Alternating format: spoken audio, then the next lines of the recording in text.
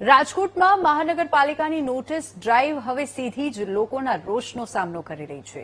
ચોમાસા પહેલા જર્જરિત મકાનોને ખાલી કરાવવાના અભિયાન અંતર્ગત 700થી વધુ આવાસોને નોટિસ ફટકારતા જ સ્થાનિકો ભડકી ઉઠ્યા છે। સ્થાનિકો રોષે ભરાયા છે અને વિરોધ પ્રદર્શનો કરી રહ્યા છે।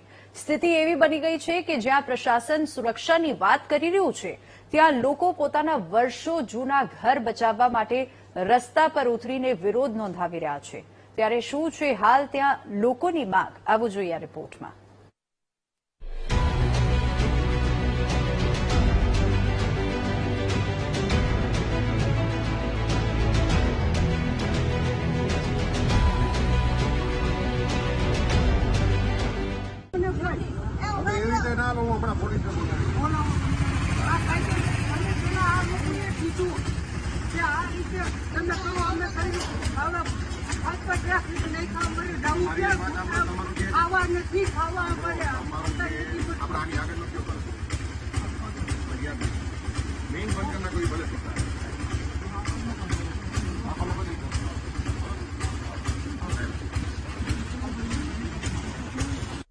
જો આ હાઉસિંગ બોર્ડની પ્રોપર્ટી છે તો મહાનગરપાલિકા અમને નોટિસ કેવી રીતે આપી શકે? જો ખાલી કરાવવું જ હોય તો અમને વૈકલ્પિક વ્યવસ્થા કોણ આપશે? અને હવે તો ચોમાસું બેસી જશે, અમે ક્યાં જઈશું? આ સવાલ છે એ રહીશોના જેમને ઘરો ખાલી કરવાની નોટિસ ફટકારવામાં આવી છે। ચોમાસા પહેલા જ શહેરમાં જર્જરિત મકાનોને ખાલી કરાવવા માટે મહાનગરપાલિકાએ ખાસ અભિયાન શરૂ કર્યું છે। તે અંતર્ગત અનેક વિસ્તારોમાં જોખમી ગણાતા આવાસોને નોટિસ પાઠવવામાં આવી રહી છે। પરંતુ ગોકુળનગર હાઉસિંગ ક્વાર્ટરનો મુદ્દો હવે રાજકીય અને સામાજિક ચર્ચાનો વિષય બની ગયો છે। નોટિસ એવી આપી હતી કે એ લોકો એમ કીધું હતું કે ભાઈ તમે આટલા દિવસમાં તમે રિનોવેશન નહીં કરાવો તો ભાઈ તમારો નળ કનેક્શન અને લાઇટ કનેક્શન કાપવામાં આવશે। જેથી કરીને આજે એ લોકોએ આજે એક્શન લઈ લીધો હતો। આજે નળ કાપી ગયા હતા, પણ એ લોકો કોઈ ટાઈમ કે મુદત કોઈ આપી નહોતી કે અમે આજે આવશે, એટલે આજે અમે બધા અહીંયા ભેગા થયા છીએ।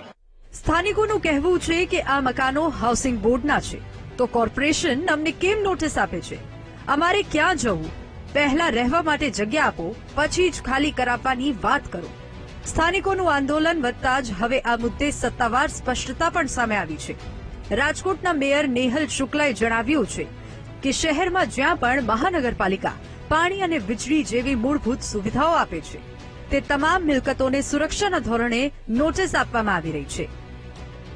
અમારે માત્ર એટલી ખાતરી કરવી છે કે કોઈ દુર્ઘટનામાં કોઈની જાનહાની, જે નબળા મકાન હોય કે એનું બાંધકામ હોય એને લીધે ન થાય કે કોઈને ઈજા ન થાય, એ ખાતરી કરીને જો એમાં કોઈ બીજું આ લોકો બાંહેધરી પ્રોપર આપતા હોય ને સ્થળ તપાસના અંતે એવું નક્કી થતું હોય તો સમય આપવામાં કોઈ વાંધા સરખું નથી। સૌથી મહત્વની ઉલ્લેખનીય વાત એ છે કે ગુજરાત હાઉસિંગ બોર્ડનો વિષય છે, એટલે હાઉસિંગ બોર્ડે મકાન અંગેની જે કંઈ નિર્ણય લેવાનો એ લે છે। અમે તો માત્ર પ્રી મોન્સૂન કાર્યવાહીમાં કોઈને નબળા બાંધકામને લીધે ત્યાંના રહેવાસીઓને પણ ઈજા ન થાય એની કેર કરી રહ્યા છીએ।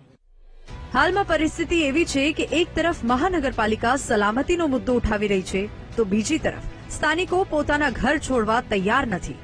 લોકોનું કહેવું છે કે માત્ર નોટિસ આપવાથી સમસ્યા નથી ઉકેલાતી, જ્યાં સુધી વૈકલ્પિક આવાસની ખાતરી નહીં મળે ત્યાં સુધી તેઓ વિરોધ ચાલુ રાખશે। એક તરફ જર્જરિત મકાનોની સુરક્ષા અને બીજી તરફ વર્ષોથી વસેલા લોકોની જીવન જરૂરિયાત। હવે જોવાનું એ રહેશે કે ઉકેલનો રસ્તો ક્યાંથી નીકળે છે। રાજકોટના આ મુદ્દે દરેક નજર હવે પ્રશાસનના આગામી પગલા